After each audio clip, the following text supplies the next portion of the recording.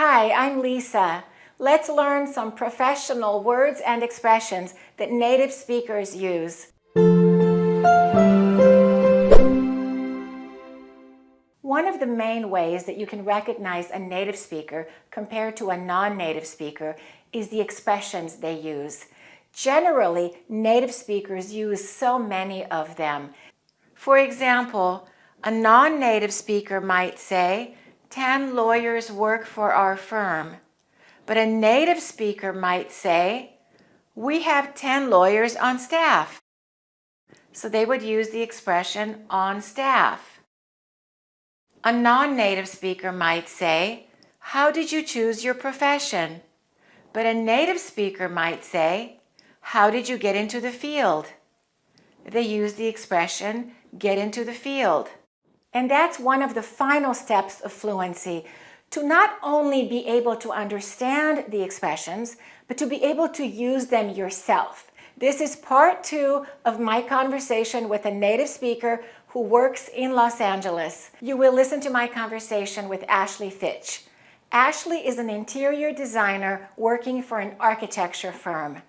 During my conversation with her, Ashley used a lot of expressions that I would like to teach you. These are expressions that native speakers use all the time. This is why I like this method of teaching. First, you listen to the native speaker, and then I come back and I teach you the exact meaning of those expressions, and then we practice the expressions with other example sentences. That way, you get a good understanding of the meaning of that expression. I recommend that you pause the video after each expression that you learn, and then you create your own sentence, something related to your own life, to your own work situation. That way, you hear yourself saying the sentence. Make sure you say it out loud. When you do that, you're more likely to remember the expression, and then you'll be able to use it when you're having conversations in English. Ashley works for an architecture firm called Studio PCH. And do you know what PCH means? Pacific Coast Highway. PCH goes all the way from the top in Washington State, and then it goes through Oregon, and then it comes down to California. And Studio PCH designed a restaurant that's located on PCH in Malibu called Nobu. And now there are Nobu restaurants and Nobu hotels in different parts of the world. In this clip, she talks about the challenges of her job, the difficult parts of her job.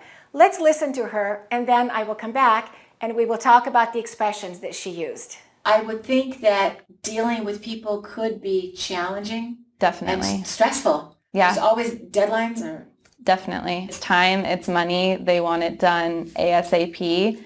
If you go over budget, it's not acceptable. The owner has a budget in mind, and they don't necessarily communicate that budget up front, but they will wait until we have renderings and a preliminary design, have a general contractor price it all out, see what it comes down to, and from there, if that price isn't acceptable, if it doesn't work, if it's way over budget, then we go through a value engineering process. We call it VE. What is value engineering? Value engineering is basically cutting costs.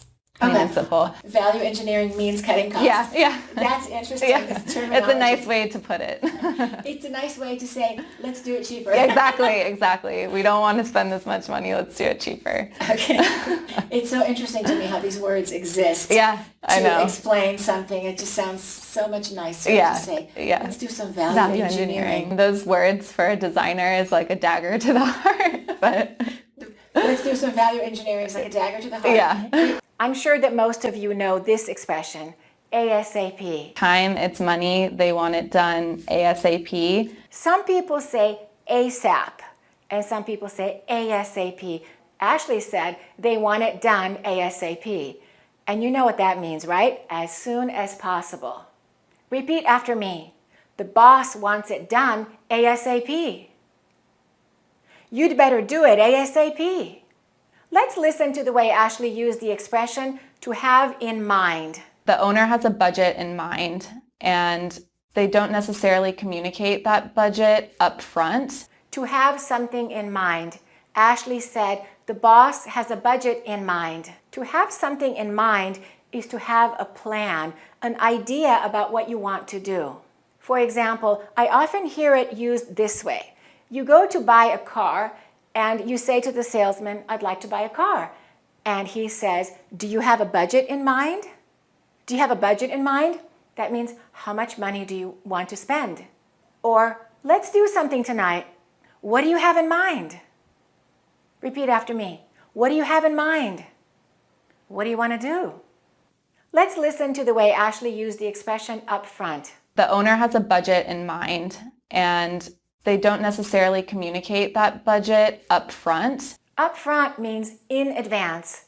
And Ashley said they don't necessarily communicate the budget up front. And that means they don't tell you in advance. And you can also use up front this way. You need to pay up front.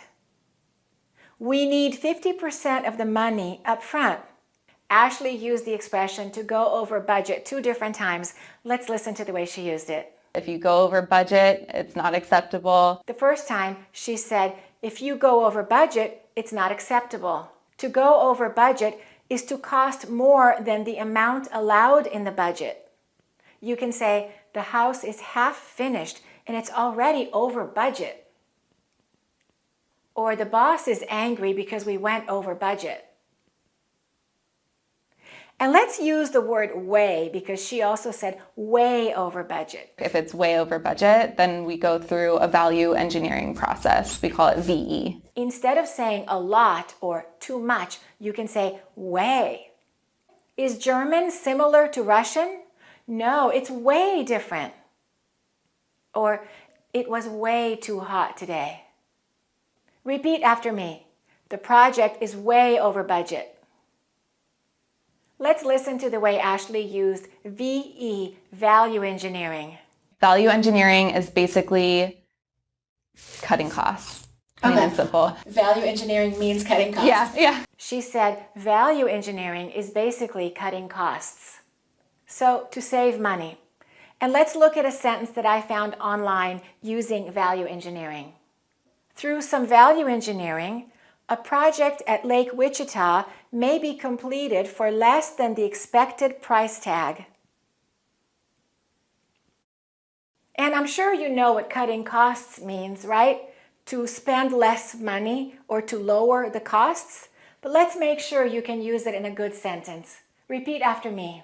In an effort to cut costs, they fired a lot of employees. In an effort to cut costs, they fired a lot of employees. And let's look at the way Ashley used put it. It has nothing to do with the verb to put. It has a different meaning. It's a nice way to put it. It's a nice way to put it. She said it's a nice way to put it. That's a very common expression. When we say to put it, it means to say it, to express it in a certain manner, in a certain way. And usually when you're trying to be more polite, you can say, I need to find a way to put it. People often say, let me put it to you this way. Or if you're afraid that you might say something wrong or hurt someone's feelings, you might say, how should I put it? For example, if you want to say to someone that the dress doesn't look so good on them, it doesn't fit well, you might say something like this. Well, how should I put it? I think you should keep shopping until you find the right dress. It's a better way to say it, or just a different way to say it. It's a nice way to put it. I like the next expression. Let's listen to how Ashley uses a dagger to the heart. Engineering. Those words for a designer is like a dagger to the heart. But let's do some value engineering. It's like a dagger to the heart. Yeah. A dagger is a short, pointed knife that's used as a weapon. And she said, those words for a designer, it's like a dagger to the heart. And if something is a dagger to your heart, it hurts you deeply and you suffer very much. For example, we can say, when he found out that she was in love with another man, it was like a dagger to the heart. It was very painful for him. He suffered very much. So when Ashley hears that they have to cut costs and all of her wonderful ideas can't be used, Because the budget doesn't allow it, it's like a dagger to her heart. Engineering. Those words for a designer is like a dagger to the heart, but let's do some value engineering. It's like a dagger to the heart. Yeah. In the next clip, I ask Ashley to tell me about some common misconceptions about her job. Let's listen to how she answers, and then I'll come back. What are some misconceptions about your job? When I'm talking to friends or family members and they are asking me, what I'm doing, and I tell them I'm an interior designer, I get a lot of, oh, that's so nice. You must just have so much fun picking out beautiful things all day long, selecting fabrics. Like, oh, that sounds like a dream job. When in reality, there's so much work that goes on behind the scenes. It's blood, sweat, and tears. It's nonstop, and there's a lot of technical documentation that happens. The design firm that I work for is very technical. The founder is an architect. I have an architecture background. We have architects on staff. We also have interior designers on staff. We have artists on staff. We're drawing plans, finish schedules, 3D modeling. And it's also about space planning and layouts and interior architecture. Let's listen to the way I use the word misconception. What are some misconceptions about your job? I asked Ashley, what are some misconceptions about your job? And a misconception is an incorrect view, a wrong belief because of not understanding something. We can say, the idea that money will bring happiness is a misconception. People believe it's true, but it's not true. Let's listen to the way Ashley used the expression behind the scenes. When in reality, there's so much work that goes on behind the scenes. It's blood, sweat, and tears. She said, in reality, there's so much work that goes on behind the scenes. What you don't see, in private, behind public view. We can say, they seem happy together, but we don't know what's going on behind the scenes. The next expression is blood, sweat, and tears. Let's listen to how Ashley used it. When in reality, there's so much work that goes on behind the scenes. It's blood, sweat, and tears. Blood, sweat, and tears means hard work with a lot of effort and suffering. We can say, after many years of blood, sweat, and tears, he built a successful company. And I remember when I was a teenager, the first time someone told me about blood, sweat, and tears. I was 15 years old and I was in high school, and I was really struggling in my French class. And I was so sad that I didn't understand French grammar. And my teacher said, Lisa, if you want to be fluent in French, it's blood, sweat, and tears. I went home that day and I worked really, really hard, and I finally understood this very difficult grammar concept, and I felt so much better. Finally, French grammar began to make sense to me. And later, I majored in French at UCLA, and then I taught French. Before I taught English, I used to teach French when I was in my 20s. And that's how I became a French teacher, because of those words. The teacher told me that learning a language is not easy. It requires a lot of effort. So you remember that too. If you work hard, you can become truly fluent, but you have to put a lot of effort into it. Okay, let's go on to the next expression. Let's listen to the way Ashley used on staff. We have architects on staff. We also have interior designers on staff. We have artists on staff. And that means people working for a company, employees. A company can say, we have people on staff to answer your questions. That hospital has 300 physicians on staff. I asked Ashley about her dream home, what kind of house she would design for herself. Let's listen to her answer. With all that knowledge, do you have a dream house in mind for yourself? If I were in your profession, I would know what I wanted. I would know exactly what I would want in my own home. You would think that, but we're exposed to so many different types of styles of design, and I appreciate so many different styles. Oh, you do? Yeah.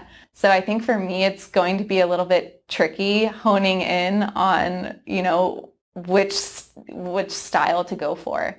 I think it would depend on the location of my dream home. If it's a Malibu home, I know exactly what I want it to look like, James Purse, that style. But if I, move to Aspen, Colorado, it's going to be completely different. But my fiance is also an architect. We are having constant discussions on houses and, what we're going to do. Are we going to buy a fixer-upper and renovate and do it ourselves? Because we would be the perfect team to really do that. You would be. Yeah.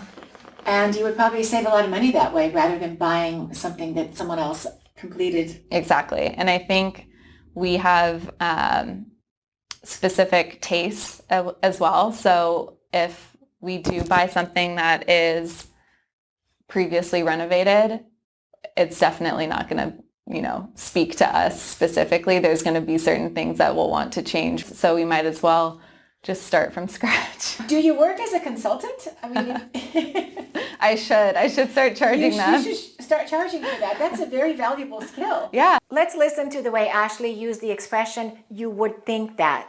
You would think that. You would think that means it's logical to think that. It's logical to expect it, but it's not necessarily true. We can say, this is a brand new car. You would think that it wouldn't need any repairs after just 6 months. He's a grown adult. You would think that he would make wiser choices. But he doesn't make good choices. Let's listen to the way Ashley used I appreciate. Of course, you know the expression I appreciate it, which means thank you, but Ashley used it differently. Let's listen. And I appreciate so many different styles. Ashley said that she appreciates all different kinds of design, all different kinds of styles. To appreciate can mean to recognize the value of something or someone, to understand how good something is. We can say, he appreciates modern art.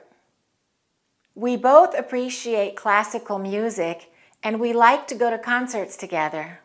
And I appreciate so many different styles. Let's listen to the way Ashley used fixer-upper. Are we going to buy a fixer-upper and renovate? She said, are we going to buy a fixer-upper and renovate and do it ourselves? A fixer-upper is a house that you buy that needs a lot of repairs, and it's usually less expensive, but you need to fix it up. It's a fixer-upper. And the opposite of fixer-upper is move-in ready. Move-in ready. You just move in and everything is ready. You don't need to fix anything. Would you like to buy a house that's move-in ready, or would you prefer a fixer-upper? Are we going to buy a fixer-upper and renovate? Let's listen to the way Ashley used to speak to us. It's different from what you might think. So if we do buy something that is previously renovated, it's definitely not going to speak to us specifically. She said, it's definitely not going to speak to us. What do you think it means if I say, this house doesn't speak to me? It means it's not my style. I don't particularly like it. I don't feel any kind of connection to it. It doesn't speak to me. Do you like this house? No, it doesn't really speak to me. I'm not excited about it. This expression is usually used for style or for taste. Let's listen to how she used two expressions in one sentence. She used might as well and start from scratch. So we might as well just start from scratch. She said, we might as well start from scratch. Might as well means it's logical to do something even if you may not want to do it. It's a practical thing to do. It's best given the situation that you're in. Since all the other restaurants are far away, we might as well eat here. And she said, we might as well start from scratch. To start from scratch means to start from the beginning, to create something new without using anything that already exists. I left my friends and family and started from scratch in a new city. Or their theory didn't work, so the scientists need to start from scratch. So we might as well just start from scratch. Let's listen to the way that Ashley and I used to charge. I should start charging them. You should start charging for that. That's a very valuable skill. Yeah. She said, I should start charging for that. And I said, yes, you should start charging for that. It's a valuable skill. The word charge is often related to payment, to an exchange of money. You can say, how much do you charge? And instead of saying, how much does it cost per hour? You can say, how much do you charge per hour? Or you can say, is there a charge? And that means, do I have to pay? Or is it free? Is there a charge? No, there's no charge. It's free. In the next clip that you will see, Ashley told me why she decided to become an interior designer. Let's listen and then I will come back. Why did you decide to get into the field? I was inspired early on by my great uncle. He was a landscape architect. Oh. And I also know that when I was a kid, I was constantly asking my parents, when can we renovate? When can we redecorate? Really? Yeah, I remember so vividly sketching plans for a clubhouse that I wanted them to build for me and my friends to hang out in. Yeah, we have this like little portion of our backyard that connects to the house, and I drew it connecting to the house, You're kidding. Yeah. The next expression is to get into the field. Let's listen to the question that I asked Ashley. Why did you decide to get into the field? I asked her, why did you decide to get into the field? And that means, why did you choose your profession? So a field is your occupation, it's your specialty, it's your profession. You can say, I got into the field 20 years ago. Or, I would like to get into the medical field. A very common question that people ask each other is, what field are you in? That means, what is your job? What kind of work do you do? Why did you decide to get into the field? Do you know what great uncle means? Let's listen to the way Ashley used it. I was inspired early on by my great uncle. He was a landscape architect. She said, my great uncle was a landscape architect. Now, great means fantastic, but great uncle does not mean a fantastic uncle. It means the uncle of my mother or my father. We use the word great. Now, here is a very common mistake that a lot of my students make. They very often confuse the word great with the word grand. Listen to this. We have mother, and then my mother's mother is what? My grandmother, right? But how about my grandmother's mother? What is she called? If you said my grandmother, that is not correct, but I hear that all the time. We don't say grand, we say great-grandmother. So we have grandmother, great-grandmother, and then how about the mother of that person? That one is great-great-grandmother. Don't say my grandmother. That's wrong. And let's go in the opposite direction. Child, grandchild, and what comes after that? Great-grandchild. So you can say, she is 95 years old and she has 10 great-grandchildren or great-great-grandchildren if she lived a long time. So don't say grand, it's great-grand. Grandparents, great-grandparents, and so on. Let's listen to the way Ashley used the word vividly. I remember so vividly sketching plans. She said, I remember so vividly sketching plans. And sketching means drawing. And vividly means clearly, producing powerful feelings or strong images in your mind. We can say, I vividly remember my first day of school. And I vividly remember my French teacher telling me that learning a language is blood, sweat, and tears. Okay, so remember what I told you. I'd like you to make some sentences using these words so that you can memorize them permanently, and let me know in the comments if you enjoy watching my conversations with native speakers in Los Angeles. If you do, I will make more videos like this. And don't forget to subscribe to my channel if you haven't done so yet. Thanks for watching and keep practicing your English. To learn all of the rules for a good American accent, you can buy my online video courses at accurateenglish.com.